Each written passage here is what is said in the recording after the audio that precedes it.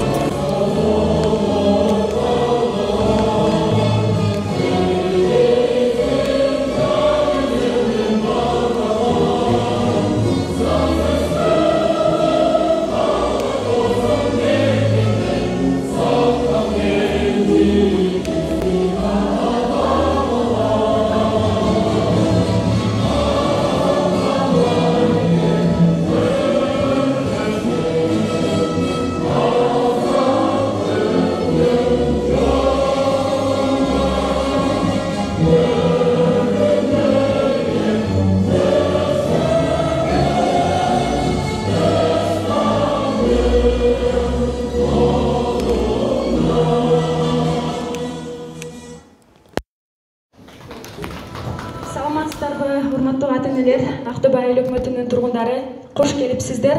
Кушубак күнүңүздөр менен. Анда эмесе биздин бүгүнкү иш-чаранын коноктору менен тааныштыра кетели. Гапыр Мадаминов агай, энелер мектебинин негиздөөчүсү, Кыргызстандагы эң мыкты мугалим, билим министринин кеңешчиси Санжар Эмилбеков, бир адамдан бир китеп долбоорунун активисти, китепкөй армия долбоорунун негиздөөчүсү Сумкар Билекоğlu, жаш активист ырчы.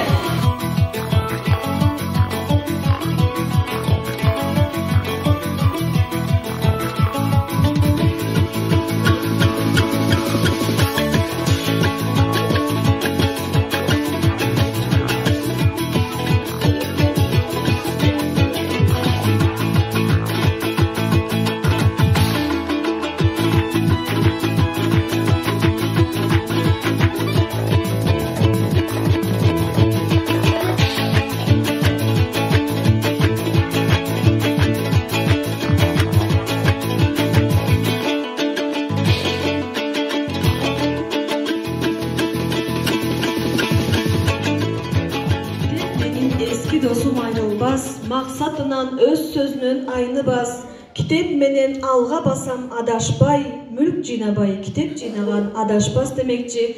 Emese kitep kanamızın açılışın açıp beri üçün algaçkı kutlukta sözün Ақтөбе айыл өкмөтүнүн убактылуу орун басары Бегалиева Динара Мамасалиевнаны kutlukta sözüne çıktıra alsak. Бүгүнкү bir adamdan bir kitep долбоор боюнча Ақтөбе айыл өкмөтүнүн айыл аймагынын Айдаралиев орто мектебинин китепканасынын китептерди тапшыруу азенине куш келипсиздер. Азыркы ушул долбоор bir adamdan bir kitep Кыргызстан боюнча, Кыргыз Республикасы боюнча жайылып келатат. Мына 2002 жылдан бери биздин бүтүрүүчүбүз Акбар Алиева Сайкал өз ыктыяры менен келип, Чүй облусу боюнча биринчи, Ала Мүлүн району боюнча биринчи болуп, келип ушул долбоорду тартып мектебибизге. Мектептин директору Осмонкулов Табалдиевичтин колдоосу менен балдарды, окуучуларды китеп окуганга кызыктырып, ар кандай конкурстарды өткөрдү. Китеп деген акылдык жана байлык, билимин булагы. Адубай өкмөтүнүн атынан ушул уюштуруучуларга ошондой долбоорду тартып, алып келип, иштетип, анан биздин китепкананын фондунун китептерди толуктаганга ошо уюштуруучуларга чоң рахматымды айтып, ыраазычылыгымды айтып атам. Рахмат. Саламатсыздарбы, урматтуу бүгүнкү иш-чарага келген коноктор. Бүгүн бизде аябай жакшы жетишкиндик болуп атат. Мына китепканабыздын ачылышы менен бирге конокто Гапыр Мадаминов Маматкулович келип отурат. Биз үчүн агайдын келиши бүгүн берек болду. Жана ошондой эле бир адамдан бир китеп долбоорунун аркасында китепканабызды жаңылап берип жаткан өзүбүздүн окуучубуздун Акбар Алиева Сайкалга ыраазычылык билдиребиз. Тоже я на официальном языке, с вашего позволения. Вот, сегодня у нас такое мероприятие. Можно сказать, многое еще впереди надо сделать. И вот эта первая ласточка, спасибо проекту Бирадамдан Биркитеп, мы думаем, что благодаря вот этим нашим новым обновленным книгам появится интерес к чтению у наших маленьких, наших учеников, а также, конечно же, этими учебниками, этими книгами могут пользоваться и родители. Тоже можете приходить в нашу библиотеку, записываться, брать эти книги и читать. Многие книги здесь у нас в основном, конечно же, переведены на кыргызский язык. Мы сейчас делаем большое ударение именно на этот момент, то что всемирные бестселлеры будут читаться еще и на кыргызском языке. Так что большое вам спасибо. Мугалим сезиминде ыйык адам. Мугалим бул жашоодо кыйын адам. Бул дүйнөдө көрүнүктүү инсандарда президент да мугалимден билим алган. Анда эмесе бизди куттуктоосун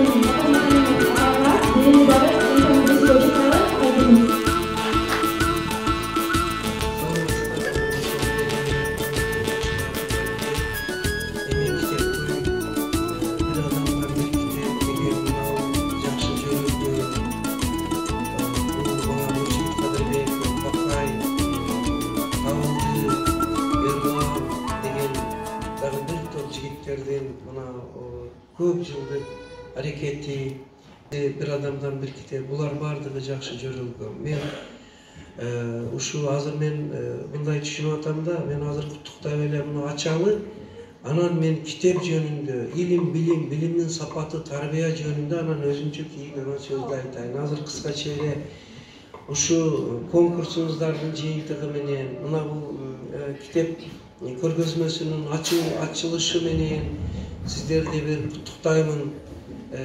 Илайым мына ушул китептерди окуп бул жерден жакшы, мыкты инсандар өсүп чыксын, айыл өкмөтүңүздөрдүн, мектебиңиздердин атагын чыгарсын, ата-эне сыймыктансын. Китеп той, китепканабыз, көргөзмөбүз сиздердин балдарыңыздарга, өзүңүздөргө жугумдуу болсун. Ушу китептер жакшылыктарды алып келсин. Куттуктаймын бардыгыңыздарды.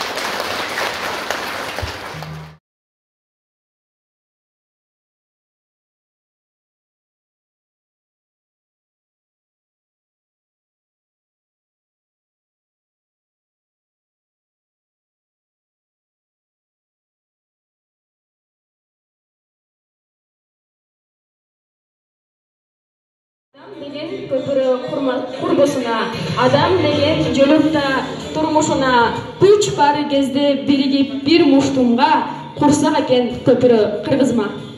Ассаламу алейкум, арбаңыздар, ардактуу ага эжелер, кушубат күнүңүздөр менен. Сиздер менен ушундай сонун бир китепкананын ачылышында жакшылыкта жүз көрүшүп атканыма аябай кубанычтамын.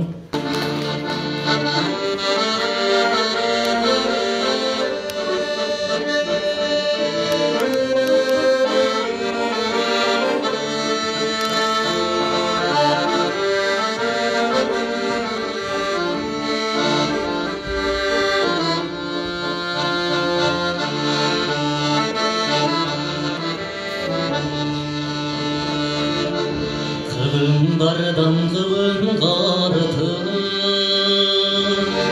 Kızığı sonsuz sonağı Bal tatıgan tatlılığımızdan Tuğan jerdin solsun sağındı Jürsem dağı sarana Ata jırtıp gitti sana Basılır gibi ayıtani Akalarım gibi insanlar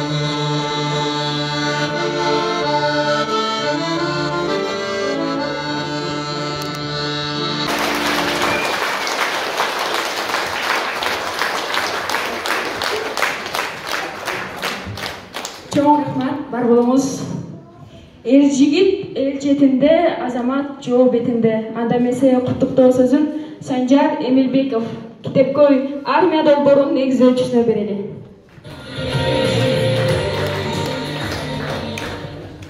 Ассаламу алейкум, амансыздарбы, урматтуу айыл тургундары. Сөзүн баштаардан мурун, сизден мурун сөз алганыма Капырагайдан кечирим сурайм. Анан да айтарым, китеп окуйлу, китеп окусак, дүйнөсүндө атактуу, мисалы Гарвард деген сыяктуу университеттерди биз Кыргызстанда өзүбүз куруп, Кыргызстанда дүйнөсүндө кандай гана улуттар болбосун, биздин Кыргызстанда келип окуп, жана биздин Кыргызстанда ошол окуу жайды илимдин чордону катары кабыл алса болот да. Анан Гарвард курабыз деген бирөө менен ошо менен бүтүрөйүн.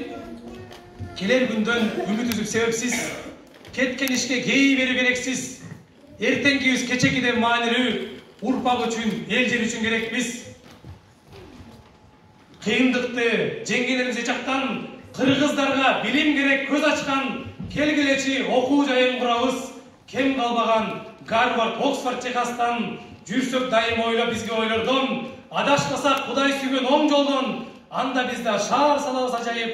Кем калбаган Дубай, Париж, Лондондон. Рахмат, оозуңуздар кабыл болсун. Эмесе куттуктоо сөзүн бир адамдан бир китеп долбоорунун негиздөөчүлөрүнүн бири Эрлан Исмайыловна берели. Ассаламу алейкум, арбаңыздар, саламатсыздарбы, урматтуу агай эжекелер, мугалимдер, урматтуу Капырагай. Биз абдан кубанычтабыз. Достор, окуучулар, кимдин максаты жок болсо, максаты бар адамдардын куралына айланат экен. Ал эми максаты жок өлкөлөрдө эле максаты бар өлкөлөрдүн куралына айланып калат экенбиз да. Ошон үчүн ошо уктап жаткан өлкө, уктап жаткан адамга окшош дейт. Уктап жаткан адамдын акчасын алып, кийимин урдап кетсең деле билбей калган сыяктуу, уктап жаткан коомду, уктап жаткан өлкөнү дагы уурдап кетсе, анан ойгонгондон кийин эчтеке жок калган турбайбы дегенибиз болбойт экен. Ошон үчүн бүгүн Сайкал карындашыбызга окшогон Айгерим эжекебиз, Айпер эжекебиз, анан да жалпы эл журт колдоо, анан өзүбүз ушул ишти жазып атабыз да. Бул жерге биз каржылап берген жокпуз, ушул жердеги элдер, аталар, агалар каржылык жардам кылдык да. Ошо менен баарыбыз бирген китеп салынгошу менен ажайып бир сонун китепкана фонду жаңыланып калды. Ошол кут болсун, жугумдуу болсун. Анан ушул Кайрым айылы Айдаралиев мектеби Кыргызстандагы эң китепкөй мектеп, анан эң китепкөй окуучулар болсун. Ошого тилектешмин.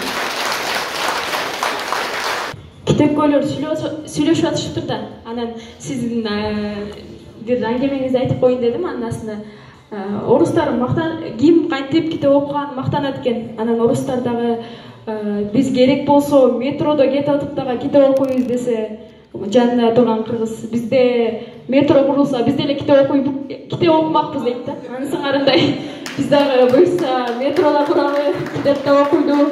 Анан буюрса сиз мактанып атпайсызбы? Нарын агай Нарындан, анан бул бир адамдан мектеп долбоору 2019-жылы Нарында башталган. Анан агай айтып атат, сиз ушундай жеңип атышат олимпиадалардан депчи. Анын сыңарындай Гапыр агайдын бир тал чачы бул мектепке да деле түштү. Эми буюрса бизден деле олимпиадачылар чыгат да болду. Урматтуу катышуучулар, бүгүн ушу жана мен бая куттуктоо эле сөз айттым.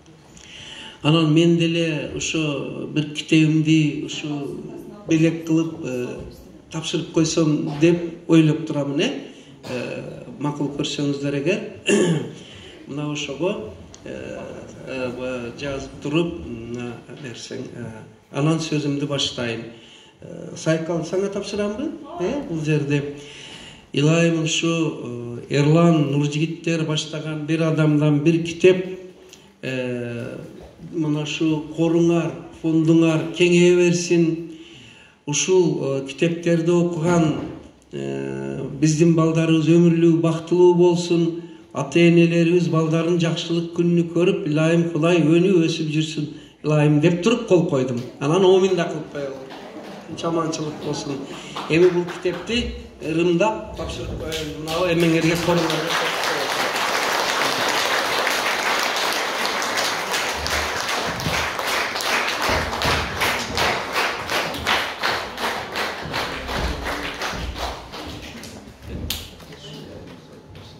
Агай фильми чыккандан бери азыр кече илгери күнү БГУга чакырышты, 500 окуучу студент катышты, өттүк. Андан илгери медакадемияга чакырды, физкультура институтуга чакырды. Мына эрте бир күн Арабаевага отуруп эле жолугушуу, сабак лекция болуп жатат.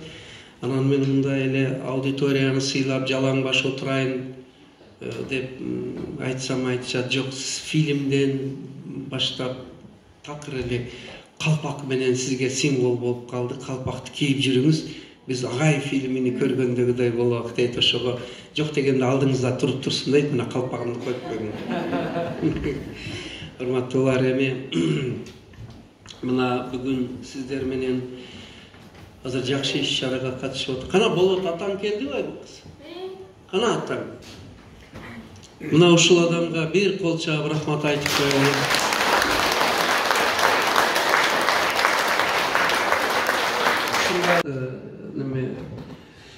Ушундай бир жакшы сөздөрдү айтып келди.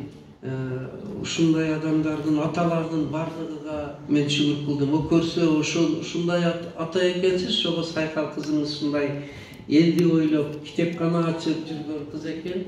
Бар болгун. Эми урматтуулар, азыр ата-энелер кол көтөрүп коюңуздар, сураныч катышуучулар. Рахмат, түшүрүңүздөр. Мугалимдер кол көтөрүп коюңуздар. Кээ бирөөлөр две в одном экен го. Боло берет, жакшы. Андан мен дагы бир бүгүн инсанга өтө таазым кылып ыраазы болдум. Эми түздөн-түз темабызга келсек, мына сиздер менен көпчүлүк ата-энелер экен. Мына китеп бул Эрлан деген балабыз Нуржигиттин шакирти. Анан унун артынан Сайкалдар азыр 7 Дубанда бу балдар тынбай эл жер кезип китепкөй өлкө кылалы деп жүрөт. Бүгүн сиздер мына келип отурасыздар, рахмат.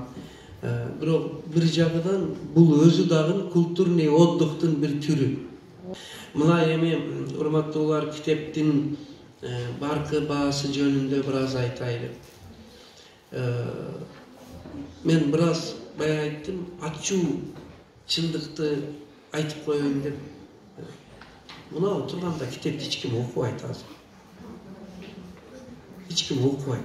Деп туруп мен атайын терс жагын айтып атам да.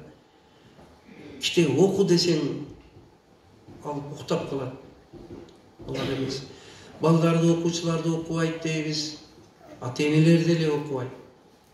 Олар кимди көрүп китеп окусун?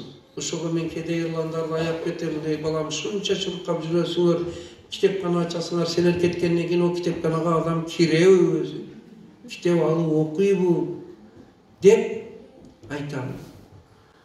Бул өкүнүчтүүсү ошондой. Тиричилик менен, байлык менен, базар менен, евро ремонт менен, кыйын сынуу менен, сепчика алтын жүздүк менен уарабыз, кафе ресторандан бошобойбуз тойдон, түнгү саат 12-кече отурабыз. Бемаза оюндарды ойноп. Бул тамадаларды да кече сындап келдим. Жөн мындай китептен суроо бергиле, акын жазуучулардын чыгармаларын сурагыла, чыгып алып бир адам уяла турган бийлерди бийлетип, анан ого жөн эле ышкылап, күлүп деп туруп. Ушундай жагдай китеп окубай койдук. Муну мен эми бир илимий маалымат менен айтайын. Социологдор деген болот. Ошолор дүйнө жүзүдө талдоо жүргүзүптүр. Өнүккөн мамлекеттерде Финляндия, Швейцария, Японияда ар бир адам жан башыга на душу населения талантагай бир жылда 28-32 китеп окуйт экен. Бир жылда. Эми Кыргызстанда айтайынбы? Нуржигит мени кече Москвага турап коюп, мага тийишип айта берейинби деп. Айтсам уялабыз да. Алар 28-32 окуса, кыргыздар 0,1 китеп окуйт экен. Колду алабыз, баягы сөймөй деген. Эрлан айткан. Бийик көтөрөбүз. Ошол үчүн экономикабыз жалчыбайт, маданиятыбыз жалчыбайт, билимибиз жалчыбайт, стабилдүүлүгүбүз дагы ойлонуп турат. Анткени биз такыр китеп окубай турган улут болуп калайын деп биз эгер Эрлан болгондо. Энди акырын мындай алып келет. 0,1 каякта турат? 28-32 каякта. Энди мындай кылабыз. Мынтип алып келет. Беттиндин бети.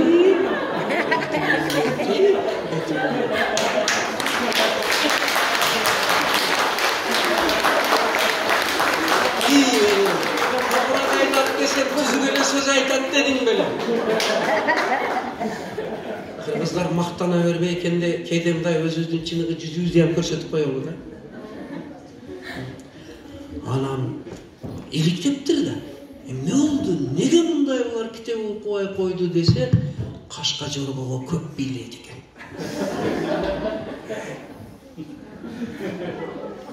Köçmen oyun ötkülü öğredik.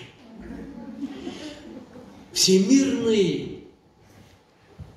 Олимпийские игры Грециядан 4 жылда бир өтөт экен, кыргыздар 2 жыл өткөзөт экен. Айланайна. Юбилей, майрам. Каганыга неме кылат экен десе, каганыга кафе ресторанда той экен.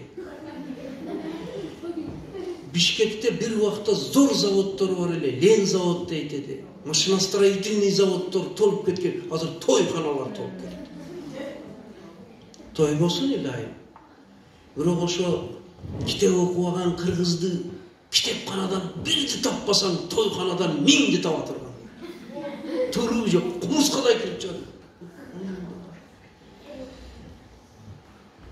Сиздердин таза настроениңарды түшүндүрмү? Антипропаганда. Эми внимание. Колду да алабыз. Жок, эми бетим кубайбыз. Эми башка. Ошол эле социолог, футуролог, экономисттердин аныктамасы боюнча ошо Швейцария, Германия, Япония, Финляндия сыяктуу мамлекеттердин улуту китепти көп окугандыгы үчүн китеп мынап.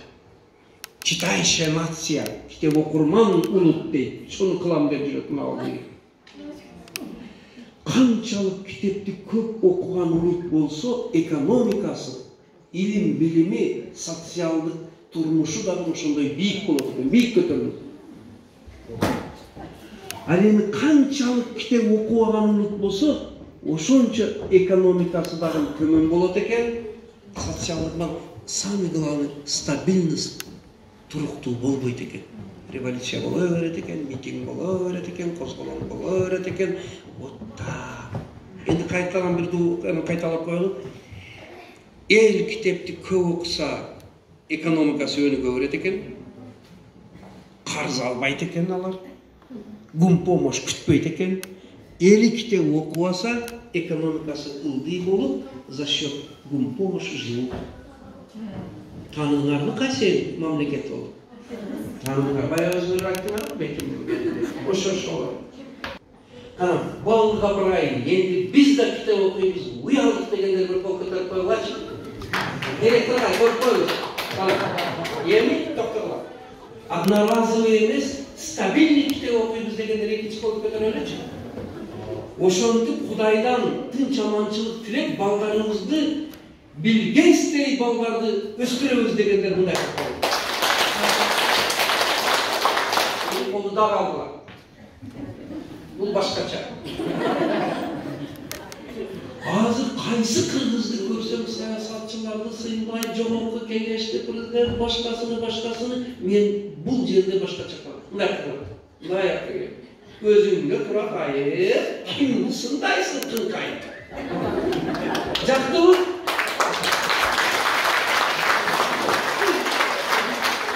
Бул жерде этнопедагогика мынтип айтат экен. Этнопедагогика. Март адамдар өзүдөн көрөт, намарт адамдар бирөөдөн көрөт. Жогорку кеңештен, президенттен, министрден, өкмөттүн орун басарыдан, директордон, мугарда чыккан жаап. Азыр Кыргызстанда мода болуп кетти. Всех и вся критикуют. Блогер болуп кетти баардыгы. Толка кемчилик тизбейт. Эч ким өзүн өзү сындабайт. Мен мына китептеримде жазып чакырып жатам. Келгиле өзүбүздү сындайлычы. Кандай экен? Зор да?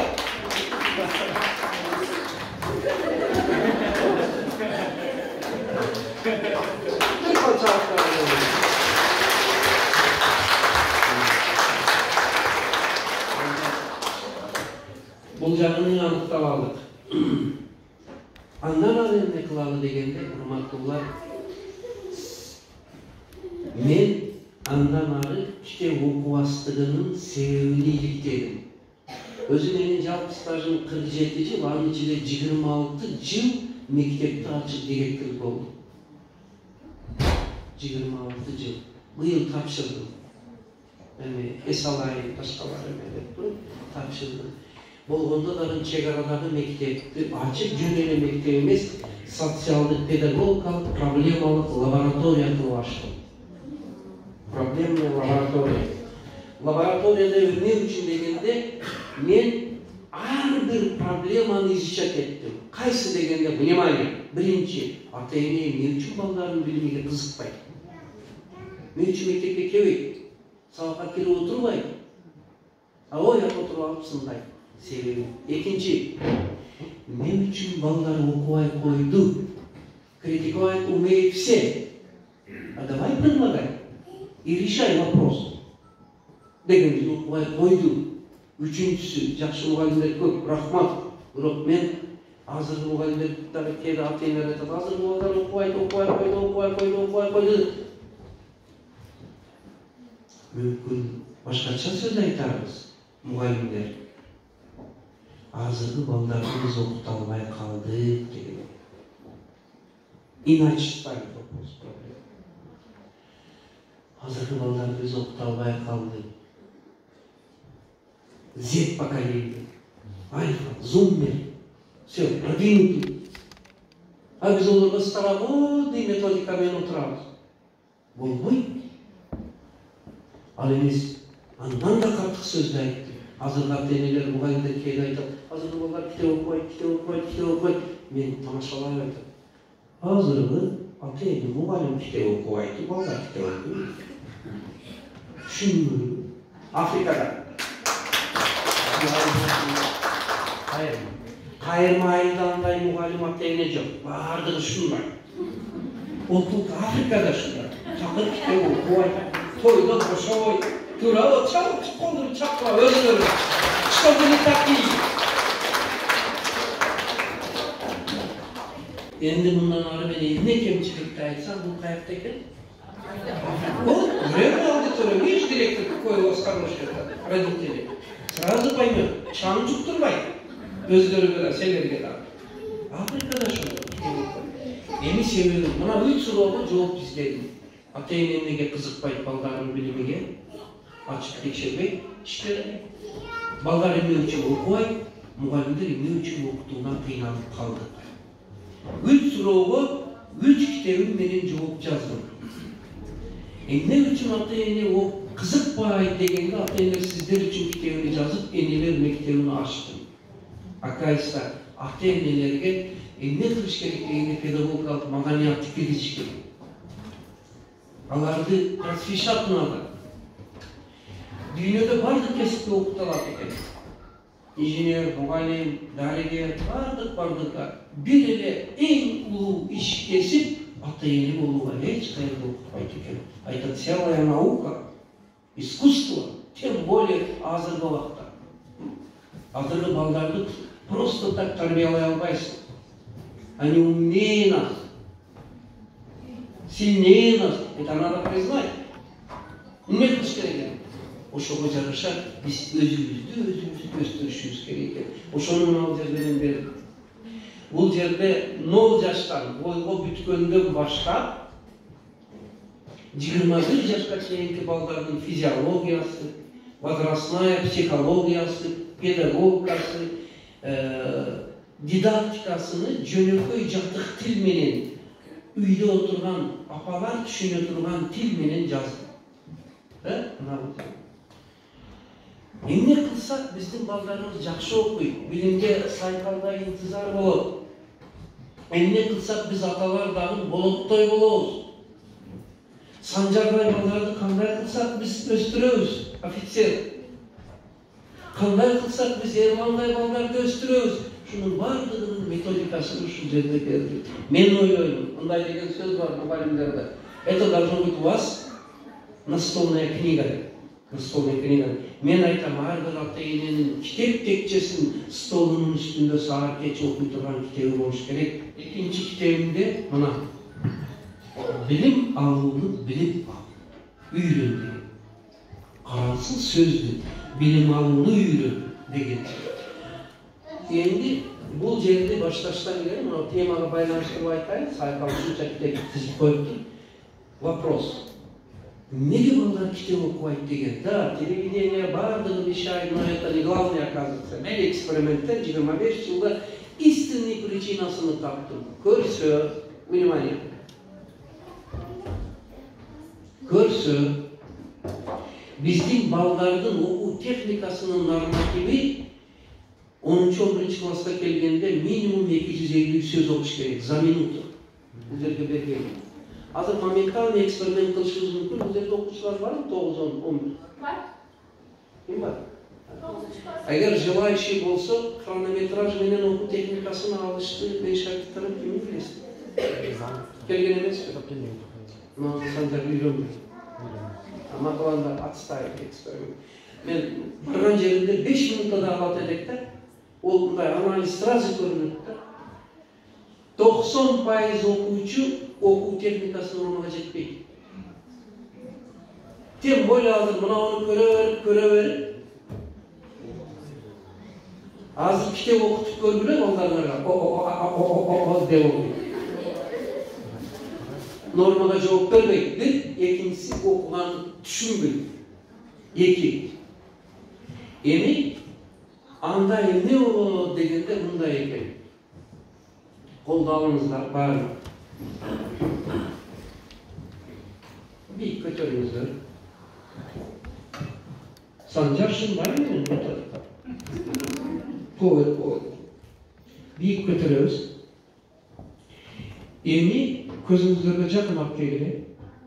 Мына ушул ар бир адамдын мээсинин макети экен. Жакшы тиктеңиздер, ушул мээңиздер экен, эгер бар болсо.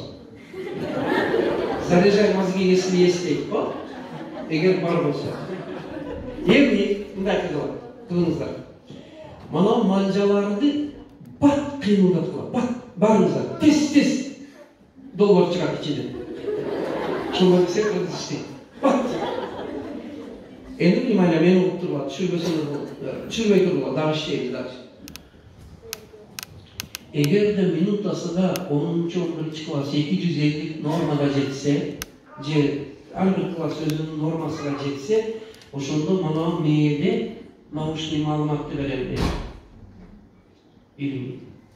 Адамдын мээсинде 80 миллиардтан 100 миллиардка чейин нейрондор болот экен. Окуу, түшүрүү процессиде, ойлоо процессиде мына ушул нейрондор 80 миллиард нейрондордо ассоциация пайда болот. Эми мындай кылыңыздар. Ойлонуу ошону түшүнүү ушунан пайда болот экен. Эми караңыздар. Норма 250-ге жетпесе, 250-ге жеткен мынауында адамдын мээси Lexus'тун моторудай иштейт экен. Карагыла да айтады. О, кандай. Lexus десе кыргыз тез түшүнөт. Таштачакта биз балдарды билим менен толтурбайбыз башын. Билим алуунун методун өтөбүз. Это две разные вещи. Ученик это не сосуд. Ол идиш эмес аны толтура турган. Аны билим алууну өтүш керек деген специальный сабак өтөбүз. И мына энелерибизди окуттук, бардыгы да мына китеп бар. Бир айда бир жолу келет энелер. 1 саат, 2 саат өтөбүз. Программасы бар, китеби бар, мына келмал, пособие немеси. Балдарыбызга айым сабагын киргиздик, окуу техникасын өттүк. Натыйжада эмне болду дегенге бирөө эки ооз айтайын. Караңыздар.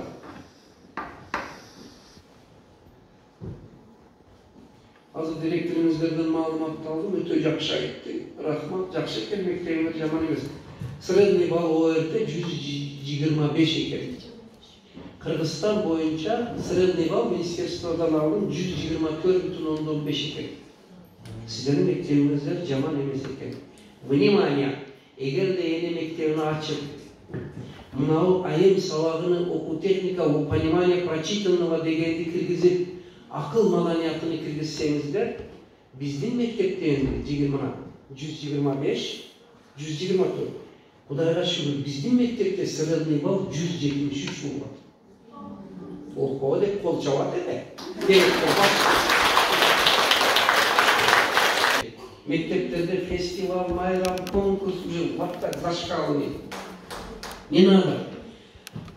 Бир айга 1-2 жолу бизде дискотека өтөт. От души танцует. Бая сиз айттыңыз, эстетика, бардыгы болот. Но месяцами готовится фестиваль, не надо. Анчалык балдардын алар отвлекает. Мен фестиваль, конкурсту жаман дебейм. Время отнимает. Мугалим ора, класс жетекчи ора, балдар ошо менен ора, улуттук кийим алыш керек, бийлеш керек, тренировка кылыш керек. Отвлекает ошол үчүн, эгер билим сапаты болсун десек, биз мынандай мероприятияларды в разумных пределах надо сократить.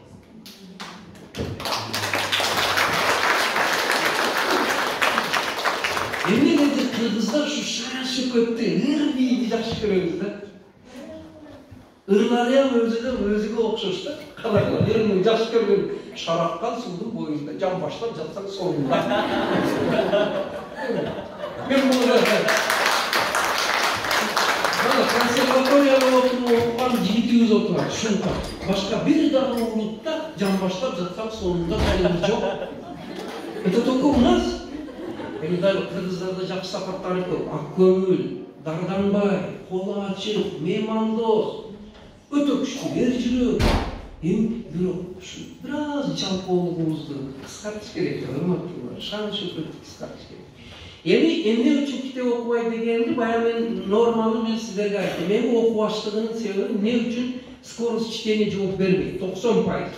Не исключение его основа, да? И то андай болбогондо средний балл 125 эмес, минимум 130-150 болуш керек. Китеп окубайт. Эми баары балдарды виноват кылат, силер виноват эмес балдар. О, башкада. Колгап келиңиздер мына көзгө. Мындай кылат. Көзүңүздө. Мына первая сигнальная система. Бүт информация өтө турган. Endi mындай кылабыз. Внимание. Табигат Кудай бардыгыны гармония менен берип коюптур. Эгерде минутасына 250 сөз окуй албаса, бала китеп окуп атып көзгө нагрузка келет экен. Андан кейін ал окуганын түшүнөм деп ойлонушка эмнеге нагрузка келет экен? Потому что экөө тең иштетилген эмес, масло. Анекдот чыкты. Бундай иштетилген эмес, бундай. Скорость жооп бербейт. Натыйжада балдарда өзү адам билбеген ишини кылса тажап кетет да. Көзү ооруйт, нагрузка болуп, анткени скорость жооп бербейт. Мээси onu переваривать етіп, бұл үстет етпек, натижада не болды дегенде, мындай болады да, синдром. Китепті көшеле балдар ұқтап қалады. Ары ачеле ұқтай, балдарымыз мұғалиме ашық. Ата-енесі да ашық. Потому что техника чтения не развита. Скорость чтения не соответствует. Орыску, кыргыз класс деген үшін орысша қосып айтып, қиын сынып айтып атады деген. Нормага жооп бербегендиги үчүн көз чарчайт, мээ чарчайт, натыйжада китеп окуйт. Ошону мындан ары айтып жүргүлө, Гапур агайыбыздын ушу бизге насаат сөзү. Китептерди мындай тизип койгону эң сонун чоң эмгек. Бирок биз китеп окушка үргөтпөсөк булар окулбайт. 100дөн 2-3 сайкалга окшогону окушу мүмкүн, а дело в том, что баардыгы окуш керек да. Анын үчүн техника чтения, умение чтения и понимания үлгөтүш керек. Ал үчүн атайын сабак өтүш керек. Мына менин сиздерге айта турган сөзүм мына ушунда турат. Эми ушул жерде сөзүмдү жыйынтыктайм, анан анча суроолор болсо жооп берейин. Бул жерде дагы нелер жөнүндө айтабыз? Кандай кылып ошо окуу нормасына жеткизсе болот? Кантип олимпиадага даярданса болот? Кантип ОРТден даярданып жогору балл алса болот? Внимание! Андан тышкары эссени кандай жазса болот? Сочиненияны, рефератты, докладты кантип жазса болот? Бул мугалимдерге дагы өтө зарыл нерсе. Айрыкча мугалимдер эгер АЭМ методикасына өтсө, бизде мисалы үчүн педсоветти нече саат өтөсүз? Сколько время уходит на педсовет? 2 часа, да? Жакшы, сиз жакшы өтөт экенсиз. Бизде за 25-30 минут уже все. Көрүп атасыздарбы? Бүттү. Эмне үчүн дегенде биз АЭМ методикасына салабыз. Лишний разбор не надо. Көрүп атасыздарбы? Поворочный планды мугалимдер жазасыздарбы? Жазасыздар, биз поворочный планды жарым бет жазат. Бардыгыны АЭМ методикасы. Эми колунда алабыз.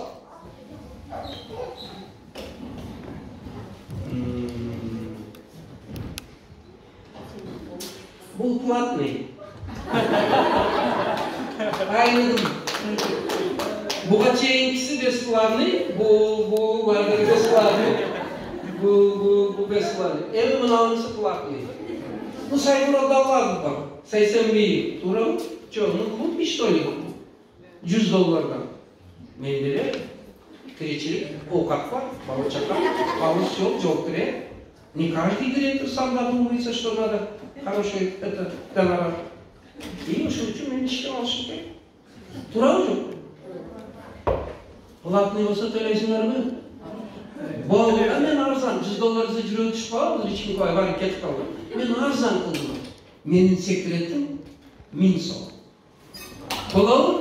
Төлөйбүз болсо койгойчу.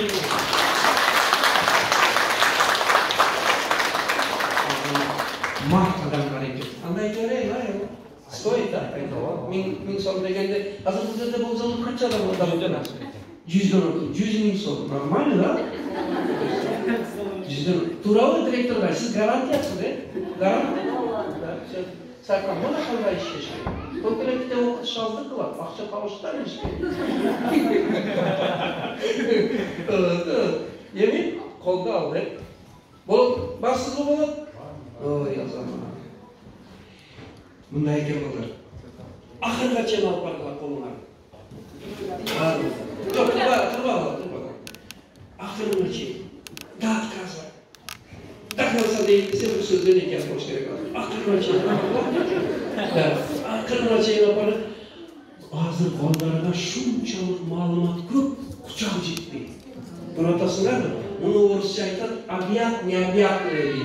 Дағы Ерлан ағай, Ғапар ағай кетті, оның үстіне дағы кітеп оқу деп отырды, не түсінемей шаралар. Өздері кітеп оқу техникасы жетпесе, не қыламыз дегенде мен предлагаю. Внимание. Абият, не абият не. Информационный век. Информация айтып. Даже мынандай образды көрсетейік. Мен сол болды жақшырып көрсете берейін. Қолдап келгенде. Бұл информация, үй тапшырма, кітеп, сабақ, зачет, экзамен, даярдық, мониторинг, ОРТ, олимпиада, балаларға уже шунчалық жүк көп, башты басқыла қаттық. Күші өтеді. 3 тонналық портелде 9 тонналық жүк артып қойғандай, ресорлар теп-тегіз. Азыр оқушыларды көрсеңдер, барлығы нагрузкамен жүреді.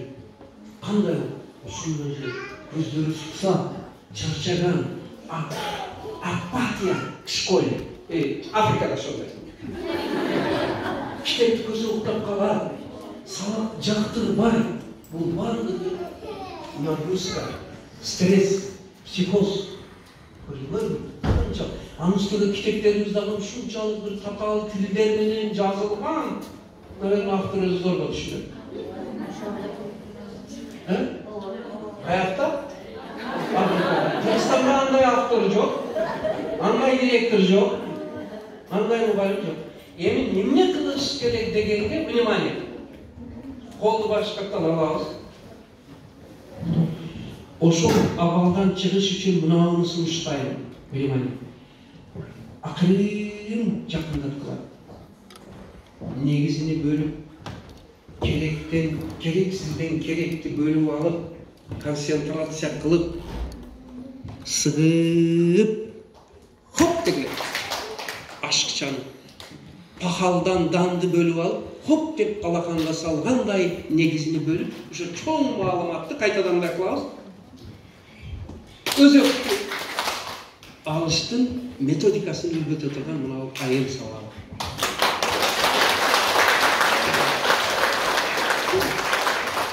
Ушу методиканы өздөштүргөндөн кийин биздин балдар мынтип жүрө баштады. Барыңыздар жасаңыздар, мындай кетергиле. Башты кетергиле. Көзү ачылды. Оказывается, как хорошо жить. Мектеп дагы жакшы экен. Muhallimler dagы жакшы экен, стерва эмес. Африкада. Директорлар дагы жакшы экен.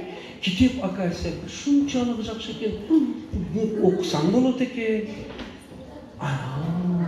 Оказывается, карасаңыздар, рациональные методы изучения надо найти. Киргизиш керек. У нас громоздкий, хопол, неумелый обучать этебиз. Натыйжада балдарды кыйнап коюп, олордун билимге, мектепке, китепке обратный, тескери апатияны тарбиялап таштаганбыз. Кыргызча айтканда артык кылам деп тыртык кылып таштаганбыз. Бакалдарды карай. Артык кылам деп тыртык кылам. Энди муну цифровой расшифровка кылып берем. Мындан да түшүнүктүү болот. Өзү сабакты түшүнүп өтсө, бир эле информацияны 4-5 формада бериш. Кандай дегенде, внимание. Мынау байым методикасыга салганда, балдар бул силерге аябай керек. Бул эмне кылат дегенде, 100 бетти 10 бет. 10 бетти 1 бет, 1 бетти 1 абзац, 1 абзацты 1 сүйлөп кылыштын методикасын өзгөртөт. Жактыбы? Жакса сездирбейби? Бул мугалимге да керек, ата-энеге да керек, анан эң айныкса окуучуларга бул методика керек. Натыйжада, мына мисал үчүн окуучулар, же мугалимдер үйдө сабакка даярданасыңарбы өзү? Окуучулар. Тоже вопрос да, мугалимдерге да. Үйдө сабакка даярданышка 10-11 класстарга там 3 саат норматив бар, даярданыш керек. Мугалимдер поворочный планды жазып 3-4 саат отурасыңар, туурабы? Эми манау методикага өткөндөн кийин караңыздар. saatта kıla turgan işti 1 saat minimum 1 saat 20 minutta бүтөсүздөр. Потому что айем баягы рационал. Тик-так, тик-так, тик-так, тик-так, тик. Все. Кетти. Японская методика. Кетти. Все. Ана онда караңыздар. 3 сааттын 1 сааты да жасап коесуңар сабагыңарды. Өтө кеч калса 1,5 саат, кагандан эме кыласыңар дегенде карагыла. 2 саат запас калды го. 2 сааттын 1 саатыны мугалимдер, окуучулар, внимание, уктагыла. Спите. Азыр эмне дефицит дегенде укташ нормасы жок. Же түнү менен муну көрөм. Же болбосом сабак даярдайт, натыйжада ошол үчүн бардыгы да нервный стресс, уйку недостаточно. 1 саатын уктагыла, анан окуучулар болсо 11 класс. 1 саат калды го. Неме кыласыңар дегенде студенттерге айтам, 11 класстарга 1 саат уктадыңар. 1 саат эмне кыласыңар дегенде свиданияга чыккыла. Кол чаап койгулачы балдар.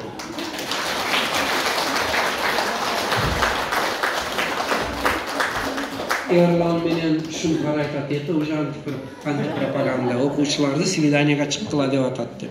Мен азыр айтам, мына имандуу келиндерибиз отурат. Имандуу свиданияга чыккыла. Свидание десе обязательно кучакташып өбүшүш эмес, адеп менен. Свидание дегеним бул жерде башка табигат менен жолуккула. Жакшы адамдар менен жолугушуу. Жакшы көргөн кызың, балаң менен адеп менен, иман, инсаф менен жолугушуу. Колу коңшуң менен шунун бардыгы жолугушуу убакыт. Свидание деселе биз кыз жигит анан о якта барып туруп, ол башка мен айткан.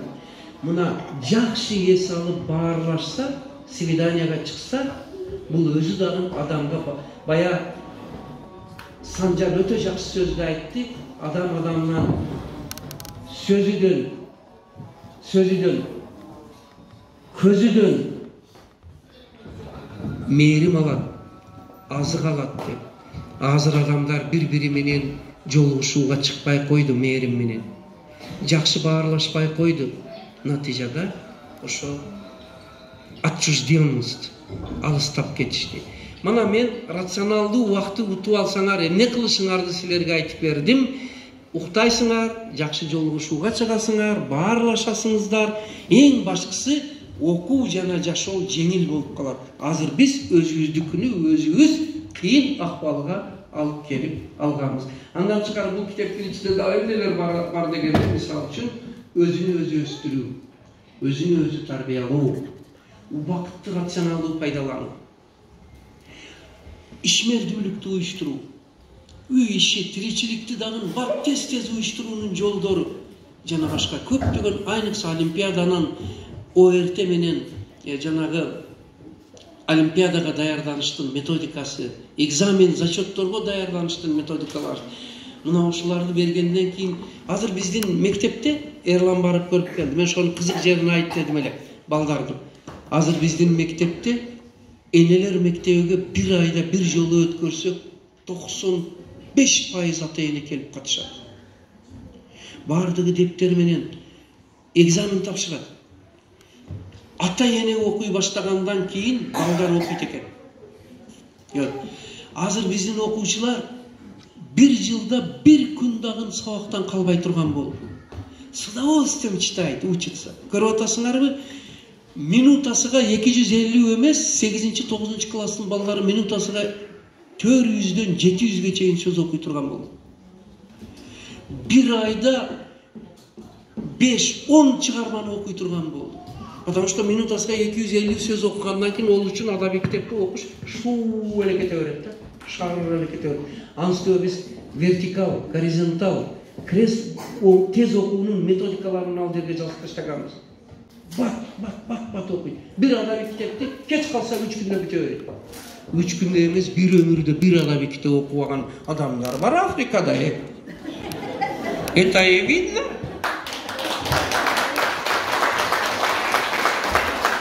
Миң сомго арзый экен. Дагы битте 1000 сомдукты айтайынбы? Эми келгенде айтайын аны.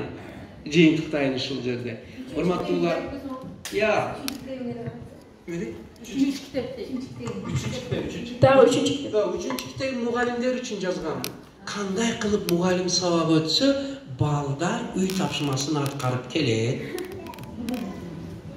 Жалкоо болбойт, көчүрүп албайт. Вообще мен кызык, ол китебимде көрсөтөм, бирок ал мына устаттыктын өнөрү. Муну мен көрсөтүшкө уялдым да, мактанып эле китептерин чыгара берет экен деп, ошого салып койдум. Мына, ал дедим. Биз айтам го, өтө көп нерсе ата-эне менен мугалим менен көз каранды.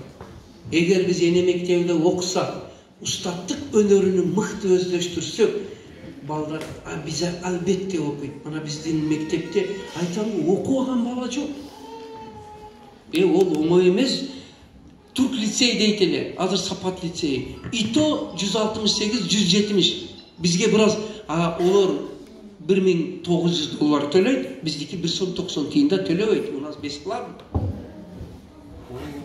Энди кандай болду дегенде, бүгүнкү күндө бая ким айтып кетти ерлар?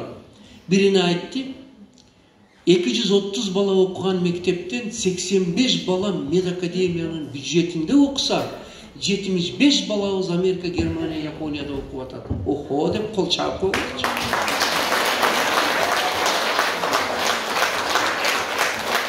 Экинчи экспериментимди кылайын болсун, талант агай. Это сизге жардам болот.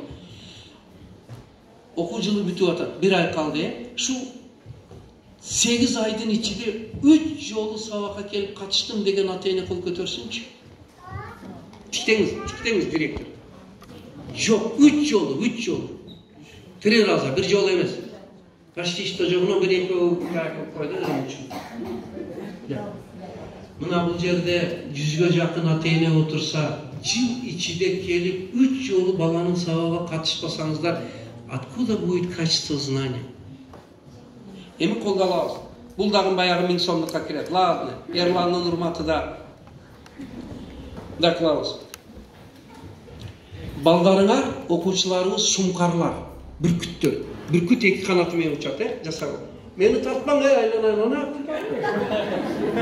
Мени тартпаң. Мына, шумкар 1 канаты мына мектеп, мугалимдер, бар болсун мугалимдер. Мына 1 канаты. Экинчи канаты ата-эне. Эгер 2 канаты тең иштеп, балам оку десе, көзөмөлдөп турса, дневнигини, ишини, дептерини текшерип турса, шумкарлар бийик учат экен. А пока биздики мындай, сол канаты түшүрүп ата-эне. Каякта Россияда жүрөт. Каякта Дордой базарда, Ош базарда, каякта кафе ресторанда, натыйжада 1 канат менен учкан шумкар учалабы алыска, вот от этого и пороговыйдан өтпөйт. 1 канат менен иштеп атат. Эми мындан ары эне мектебин өткөзүп, 1 адамдан 1 китепти, бул Кудай берген проект. Мына балдарыбызды китеп окутса, эне мектеп балдарыбызга айым методикасын үйрөтсө, кайрадан 2 канат, 2 дыхание спортсмена, 2 дыхание, 2 мотор иштейт. Караңыздар.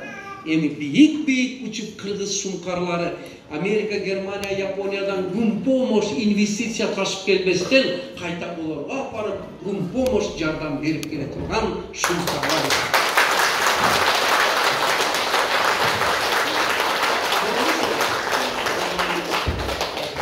Орозонун урматыга азыр мен бир белегимди берип коеюн анда. Белегим мындай урматтуулар.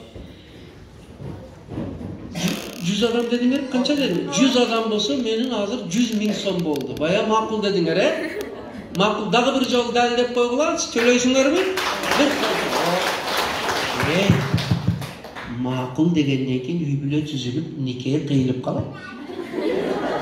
Мага өттү. Азыр эшиктен чыга бериштен Санжар, сиз мындай алып чыгаргыла. Жана сүйлөштүк, бирок ошол 100.000 сомду силер макул дедиңер, ушу Ерландын, Санжардын, Шумкардын урматы да. Бул жерде жок болсо дагы булардын башчы Нуржигиттин урматы да. Мен силерге ошо 100.000 сомду мага өттү, мен силерге адыя кылып подарок эттим.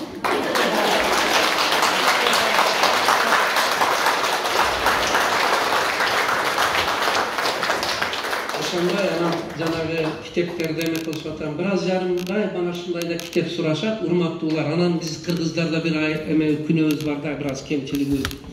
Тойго, отурушка, вечеринкага 1000 сом кетсе жалко эмес. 100 сомго китеп алса көчкүрүм барып, шуну бекер эле алдым да 100 сом кетип калды.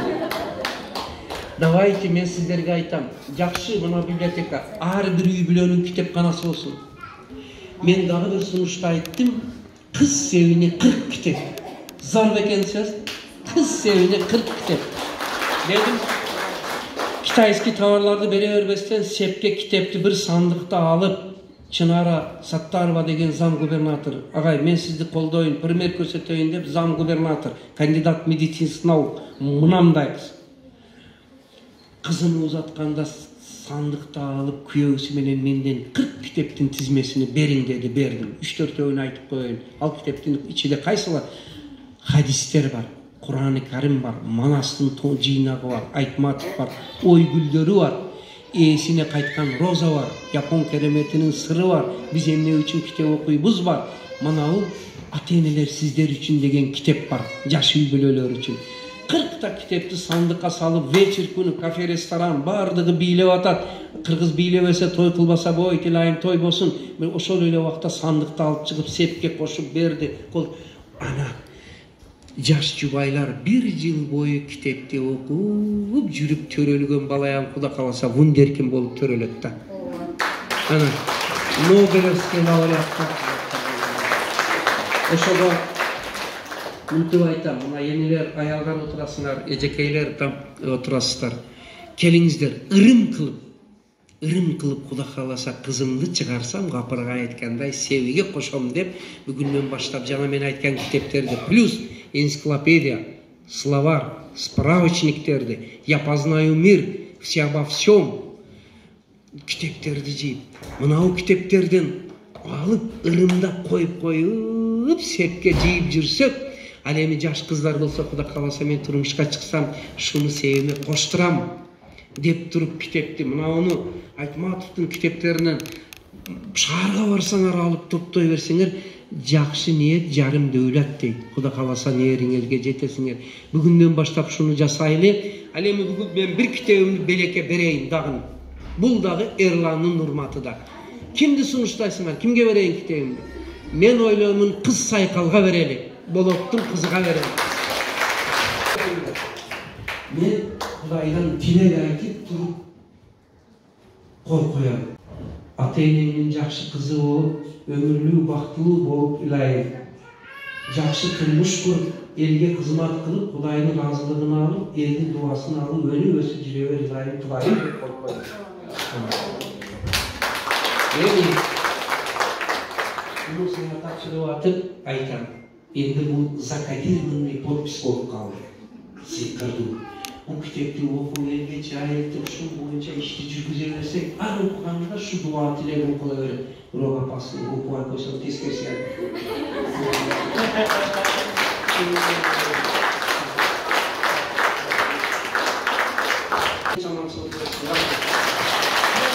Senin büyüksün aslında, işin kalsa, sen yaşaysın tarihta, işin kalsa, taşta emez temirdi tarih çıkar. Күчүң барда, мокотос изиң барда. Анда mesela агай сизге чоң ыраазычылык, анан ата-энелерден суроо болсо жооп берип коесуз. Суроолор барбы? Деңиз. Суроо сунуш болсо 5 минутта. Ана китептерди алып келсеңер кол коюп, бар демек беребиз. Тилекти айтып. Чыгып. Анан бул жакта иштер бүт элек. Иштер бүткөндөн кийин сыртта бул жакта китеп жарманкеси болот. Ошол жактан өзүңүздө Гапырагайдын китептерин, баардык китептери бар. Анан бир адамдын бир китеп долбоорунун китептери бар, китеп жарманкеси. Ошол жактан каалаган китептериңиздерди сатып алсаңыздар болот. Ыраазычылык кат. Урматтуу Мадалина Гапыр Мамангулович, Кыргыз Республикасынын жалпы билим берүү тармагында талыкпай эмгек кылып, ошо менен бирге мугалимдердин, окуучулардын билим деңгээлин жогорулатууга чоң салым кошуп келе жаткандыгыңызга жана ата-энелерибиздин руханий дүйнөсүн байытып, энелер мектебин негиздеп келе жаткандыгыңыз үчүн Ахматбек Айдаралиев атындагы Кайрылуу орто мектебинин жалпы жамааттын атынан терең ыраазычылык билдиребиз. ишиңизге ийгилик коштоп, ден соолукта болуңуз.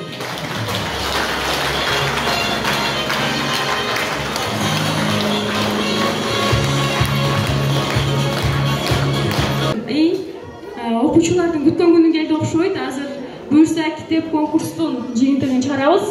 Ал үчүн биздин конокторду сахнага чакырып алсак, окуучуларга сыйлык тапшыруу аземине. Келиңиздер. Агай. Макул. Мектептин директору Замакин, бир адамдан мектеп долбоорунун негиздөөчүсү Санер агай. Шункар мырза, келип берсеңиздер, сыйлык тапшыруу аземине.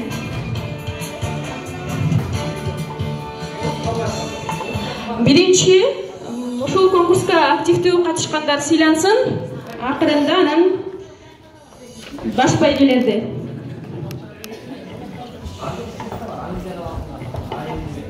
Талант агай, биринчи өзүңүз баштап бериңиз, активдүү катышкандар үчүн.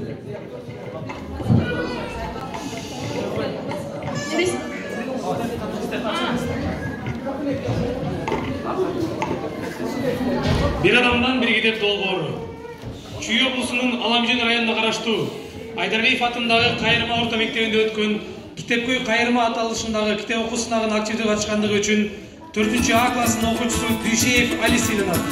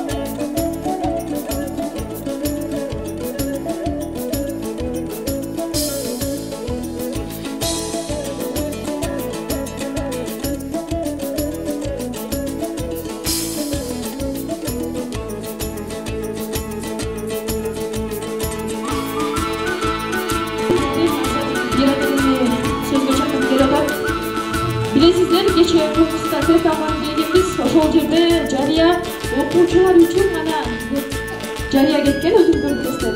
Бирок ошого карабай 4 айлык баласын көтөрүп келип алып, мен дагы өзүмдү сынайм, мен дагы жан талашып, мен ушул конкурстун старт алганына 1 ай болду, бирок ушунча ата-эненин ичинен бир гана ата-эне мен артынан чуркап, сайкалып, аны кеңешин алам, аны китептер бар, мен дагы сатып алам деп 4 айлык баласына карап кечиртип, кошо окуучулар менен тест тапшырып кетти. Ушул эжени сахнага чакырып алайын. Исмаилова Нагим эже, келиңизчи. Бүткүл окуучу алып кошолалы. Келиңиз эже. Ушул эжеге аябай таасир кылгым келип атат. Өзүмүн мисалы шуко да келем. Азыр мисалы бүгүн деле биздин сыйлык алган окуучуларыбыздын ата-энелери жумуштан бошоп алган. Ушул жака кеттим эле, дейт да, бирок арасаңыздар 4 айлык баласын дагы көтөрүп келип, бүгүн өзү дагы конкурс тапшырып кече өзүңүздөр билесиздер жамгыр да жаады, ошого карабай келип бергениңиз үчүн чоң рахмат. Бул жерден жарыя кыла кетейин, республикабыз боюнча ушундай конкурстар болуп турат да. Анан жөн гана өзүбүздөр кабардар эмеспиз. Мисалы, бул жерде Том Байкенин кепеси жана кылмыш жана жаза Федор Достоевский ушул китептер орусчадан кыргызчага которулган, өзүңүздөр билесиздер. Ушул китептер боюнча республика боюнча конкурс болуп аткан. Мисалы, кылмыш жана жаза китеби бул студенттер үчүн, ал эми Том Байкенин кепеси бул окуучулар үчүн. Ата-энелер үчүн дагы бир китеп тандалган. Бул жерде сиздерге көрсөтө кетейин. Санаасыз жашоо өнөрү. Ушул китеп боюнча жалпы окурмандарга ушул китептерди окуп конкурстарга катышсаңыздар болот. Жалпы Байке ботту 200 000 сом. Биринчи орунга 30 000 сом, экинчи орунга 20 000 сом. Бул бизге долбоорго тиешеси жок. Бирок оку деген китеп долбоору бар, ошол жака катышсаңыздар болот. Ошол анан чыгып атканда китеп жарманкеси болот. Ушуну менен буюрса жыйынтык сөзү үчүн ыраазычылык айткысы келген ата-энелерди сахнага чыгарып берсек. Ата-энелерден ыраазычылык айтчу сөздөр болсо сахнага чыксаңыздар болот. Анан айта кетчү нерсе, бул жерде биздин ата-энебиз ушул съемканы тартып отурган биздин ата-энебиз. Келиңиз, ушул ата-энелердин атынан сиз сөз сүйлөп коюңуз, жаныбызды жыйынтыктоо үчүн келип батаңызды берип койсоңуз. Ооба агай, келиңиз.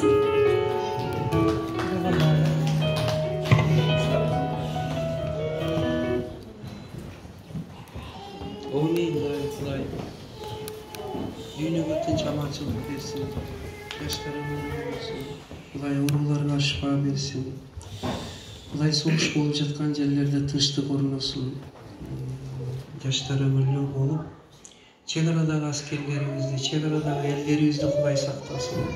Аскер кызматтыдагы жигиттерибиз мына ушу Санжар менен ошондой бардык жигиттерибизди, командирлерибизди Құдай өзү сактасын. Булар тынчтыкка эле кызмат кылып жүрсүн дайым. Ар бир үй бүлөдө тынч аманчылык, дин, соолук, төрт көзтүгөчүлүк, таанысаачылык болсун. Ушу күндөрдө азыр операцияга кирем деп жаткан, шифа тилеп жаткандарга Құдай шифа берсин. Адилетсиз түрмөдө жаткандарга Құдай азаттык берсин. Мына илим жолуга, билим жолуга иш баштагандардын илимиге Құдай ак жол берсин. Ушу мектебиңиздерден ушу Шумкардай, Эрландай, Нуржигиттей, Санжардай, мына кызыбыздай инсандар өсүп чыксын. Баарыбызды, бүтүн дүйнөдөгү адамзаттын катарында Құдай өзү тынч аманчылык, иман, инсап, ынтымак менен өз панайда асрасын.